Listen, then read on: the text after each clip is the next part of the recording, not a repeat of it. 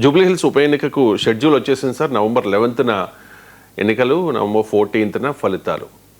ఇక్కడ తెలుగుదేశం పార్టీ తెలంగాణలో గతంలో ఒక వెలిగిన పార్టీ. తెలంగాణలో పూర్వ వైభవం తీసుకొస్తాము అని చెప్పి చంద్రబాబు నాయుడు పదే పదే చెప్తారు. కానీ ఈ జూబ్లీహిల్స్ ఉప ఎన్నికలో పోటీకి తెలుగుదేశం పార్టీ దూరమని ప్రకటించింది సార్. చంద్రబాబు నాయుడే తెలంగాణ నేతలతో భేటీ సందర్భంగా అనౌన్స్ చేశారు. అండ్ ఎవరికి మద్దతు ఇవ్వకూడదని నిర్ణయం కూడా తీసుకున్నారు. సరే, ఎన్డీఏలో టీడీపీ భాగస్వామి, ఎన్డీఏలో టీడీపీ కీలకం, మరి ఆంధ్రాలో అక్కడ సపోర్ట్ ఉంది, 3 పార్టీలు కలిసి ఉన్నాయి. కానీ ఇక్కడ బీజేపీకి సపోర్ట్ చేయడం లేదు అంటే ఇండైరెక్ట్గా ఎవరికి మద్దతు లేదు, ఇన్ ద సెన్స్ బీజేపీకి కూడా మద్దతు లేదని. ఎందుకు సార్ భారతీయ జనతా పార్టీకి తెలంగాణలో టీడీపీ సపోర్ట్ చేయడం లేదు? బీజేపీ అడగడం లేదు కదా. అడగంది ఎవరైనా ఎందుకు సపోర్ట్ చేస్తారు? నాకు తెలిసినంత వరకు బీజేపీ అడగడం లేదు. అడిగితే నష్టమనే బీజేపీ భావన. ఎందుకంటే తెలుగుదేశం పార్టీ సానుభూతి పరులు డెఫినెట్గా తెలంగాణలో ఉన్నారు. ఈ ఈ ప్రాంతం జూబ్లీ హిల్స్, షేర్లింగంపల్లి, మీ కుత్బుల్లాపూర్, ఇవన్నీ గతంలో కూకట్పల్లి తెలుగుదేశం గెలిచిన సీట్లు ఇవి. ఇవేమి ఇప్పుడే కాదు, 2014 అసెంబ్లీ ఎన్నికలు, రాష్ట్ర విభజన సమయంలో జరిగిన అసెంబ్లీ ఎన్నికల్లో కూడా 15 సీట్స్ గెలుచుకున్నాయి తెలుగుదేశం పార్టీ. తెలుగుదేశం పార్టీ 15 సీట్లు గెలుచుకుంటే బీజేపీ 5 సీట్లు గెలుచుకుంది. అందువల్ల ఈ ఇప్పుడే కాదు, అయితే ఆ తర్వాత పరిణామాలు మారిపోయాయి. మీకు 2014లో 15 సీట్లు గెలవడం చాలా సిగ్నిఫికెంట్.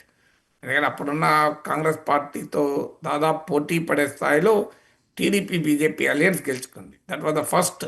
రాష్ట్ర విభజన నేపథ్యంలో కూడా టీడీపీ బీజేపీ పొత్తుగా పోటీ చేశాయి. ఎందుకంటే ఆంధ్రప్రదేశ్లో కూడా అప్పుడు కలిసి ఎన్డీఏలో ఉన్నాయి కనుక. కానీ 2014 తర్వాత పరిణామాలు మారిపోయాయి. ముఖ్యంగా 2018 అసెంబ్లీ ఎన్నికల్లో మహాగఠబంధన్లో భాగంగా తెలుగుదేశం పోటీ చేసింది. మీకు అప్పటికే ఆంధ్రప్రదేశ్లో కూడా బీజేపీతో టీడీపీ విడాకులు అయిపోయింది. సో తెలంగాణలో ఒక ఎక్స్పెరిమెంట్గా ఆంధ్రప్రదేశ్ రాజకీయాల కొరకు ఒక ప్రయోగాత్మకంగా టీడీపీ ఇక్కడ మహాగఠబంధన్లో కలిసింది. ఇక్కడ కనుక సక్సెస్ అయ్యి ఉంటే ఆంధ్రప్రదేశ్లో కూడా ఇది ఈ ఎక్స్పెరిమెంట్ రిపీట్ అయ్యేది. కానీ ఇక్కడే బెడిసి కొట్టడంతో ఆంధ్రప్రదేశ్లో కాంగ్రెస్ పార్టీతో టీడీపీ పొత్తుకు సాహసం చేయలేదు. అందువల్ల మీకు 2018లో మహాగఠబంధన్లో భాగంగా టీడీపీ పోటీ చేయడమే కాకుండా చంద్రబాబు నాయుడు ప్రచారంలో కూడా ముందున్నాడు. ఎప్పుడైతే చంద్రబాబు నాయుడు ప్రచారంలో దిగి రంగంలో ఉన్నాడో బీఆర్ఎస్కి అది అడ్వాంటేజ్గా మారింది. చంద్రబాబు నాయుడు భుజాలపైన తుపాకులు పెట్టి కాంగ్రెస్ని పేల్చారు. సో మహాగఠబంధన్ చాలా ఆశలు పడింది. ఆ రోజుల్లో మీకు గుర్తుండే ఉంటుంది, లగడపాటి రాజగోపాల్ మహాకూటమి, బీహార్ది మహాగఠబంధన్, తెలంగాణలో మహాకూటమి అధికారంలోకి రాబోతుందని కూడా ఊహాగానాలు చేశాడు. సో అందువల్ల ఇదంతా జరిగిన తర్వాత మీకు అల్టిమేట్గా ఏం జరిగింది అనేది చూస్తే టీడీపీ ఎమ్మెల్యేలు కాంగ్రెస్ లాక్కుంది. ఆ తర్వాత టీడీపీ ఎమ్మెల్యే బీఆర్ఎస్ లాక్కుంది. ఇక టీడీపీకి ఒక్కొక్క నాయకుడు వెళ్ళిపోవడం మొదలుపెట్టారు. చాలామంది బీఆర్ఎస్లో చేరారు, కొంతమంది కాంగ్రెస్లోకి వచ్చారు, ముఖ్యంగా రేవంత్ రెడ్డి లాంటి వాళ్ళు. సో మొత్తం తెలుగుదేశం పార్టీ ఖాళీ అయింది. కారణం ఏంటంటే రాష్ట్రము విడిపోయాక రాజకీయ వాతావరణం మారిపోతుంది. తెలుగుదేశం ఏంటి, కాంగ్రెస్ పార్టీ కూడా మీకు రాజశేఖర్ రెడ్డికి కూడా మీకు తెలంగాణలో భారీగా అభిమానులు ఉండే. 2009 అసెంబ్లీ ఎలక్షన్స్ చూస్తే మీకు రాజశేఖర రెడ్డి నాయకత్వంలో కాంగ్రెస్ పార్టీకి 50 సీట్లు వస్తే టీఆర్ఎస్కు 10 సీట్లు వచ్చాయి. అందువల్ల మరి రాజశేఖర రెడ్డి కొడుకు జగన్మోహన్ రెడ్డి ఎన్నికల్లో పోటీ చేస్తే ఇప్పుడు మంత్రి అయిన పొంగులేటి శ్రీనివాసరెడ్డి ఆ రోజు ఖమ్మం నుంచి వైఎస్ఆర్ కాంగ్రెస్ పార్టీ అభ్యర్థిగా ఎంపీగా గెలవడమే కాదు, 2-3 అసెంబ్లీ సీట్లు కూడా గెలుచుకున్నారు. కానీ వైఎస్ఆర్ కాంగ్రెస్ పార్టీ రియలైజ్ అయ్యి మారిన పొలిటికల్ కాంటెక్స్ట్లో తెలంగాణలో రాజకీయం చేయడం అనవసరం అని చెప్పి వాళ్ళు కంప్లీట్గా ఇక్కడ పార్టీ క్లోజ్ చేసుకుని వెళ్ళిపోయారు. కానీ తెలుగుదేశం పార్టీ మాత్రం ఇంకా తెలంగాణలో మేము రాజకీయం చేస్తాం అనే ఆలోచనలు ఉన్నారు.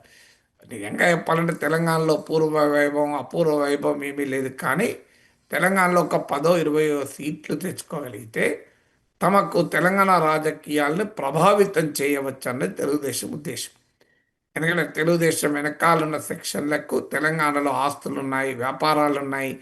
సో అనేక మందికి ఉన్నాయి. ఈవెన్ వైసీపీ వాళ్ళకు ఉన్నాయి, టీడీపీ వాళ్ళకు కూడా ఉన్నాయి. సో అందువల్ల ఇక్కడ తమ వెస్టర్న్ ఇంట్రెస్ట్లకు ఉపయోగపడుతుందని భావించారు. కానీ వాస్తవంగా తెలంగాణ తెలుగుదేశం అడిగింది ఏంటంటే లోకేష్ తెలంగాణకు ఇచ్చేయండి. ఆయన హైదరాబాద్ బిడ్డ కదా. చంద్రబాబు నాయుడు ఆంధ్రప్రదేశ్లో రాజకీయాలు చేస్తే లోకేష్ నాయకత్వంలో తెలంగాణలో మేము రాజకీయం చేస్తామని తెలంగాణ తెలుగుదేశం పార్టీ ప్రతిపాదించింది కూడా. కానీ దానికి చంద్రబాబు నాయుడు అంగీకరించలేదు కదా. అందువల్ల అల్టిమేట్గా ఈ ప్రాంతీయ పార్టీలు, కుటుంబ పార్టీలకు ఆ కుటుంబం ఆ కుటుంబము ఏ ప్రాంతానికి చెందితే ఆ ప్రాంతంలోనే వాళ్ళు రాజకీయం చేస్తారు. నువ్వు ఎంత కాదన్నా పవన్ కళ్యాణ్ తెలంగాణలో జిహెచ్ఎంసీ ఎన్నికల్లో బీజేపీతో కలిసి కూడా పోటీ చేశాడు. ఏం జరిగింది? పవన్ కళ్యాణ్కి అభిమానులు లేరా? ఈవెన్ చిరంజీవికి తెలంగాణలో అభిమానులు లేరా? కానీ చిరంజీవి ఈవెన్ 2009లో పోటీ చేసినప్పుడు కూడా ఆంధ్రప్రదేశ్లో సీట్లు గెలుచుకున్నా కానీ తెలంగాణలో కాదు. నాకు గుర్తున్నంత వరకు తెలంగాణలో ఒకటే సీట్ వచ్చింది. అందువల్ల ఇదేమీ కొత్త కాదు మన రాజకీయాల్లో. రాష్ట్రం విడిపోయినప్పుడు మారిపోతుంది, ట్రెండ్ అంతా మారిపోతుంది. ఇప్పుడు జార్ఖండ్ ముక్తి మోర్చా, మీకు జార్ఖండ్లో అధికార పార్టీ, బీహార్లో లేనే లేదు కదా. బీహార్లో జేడీయూ అధికార పార్టీ, జార్ఖండ్లో లేదు కదా. ఆర్జేడీ కూడా జార్ఖండ్లో లేదు కదా. అందువల్ల తెలుగుదేశానికి అసెంబ్లీ ఎన్నికల్లోనే పోటీ చేయలేదు. ఇక ఉప ఎన్నికల్లో ఏం పోటీ చేస్తారు?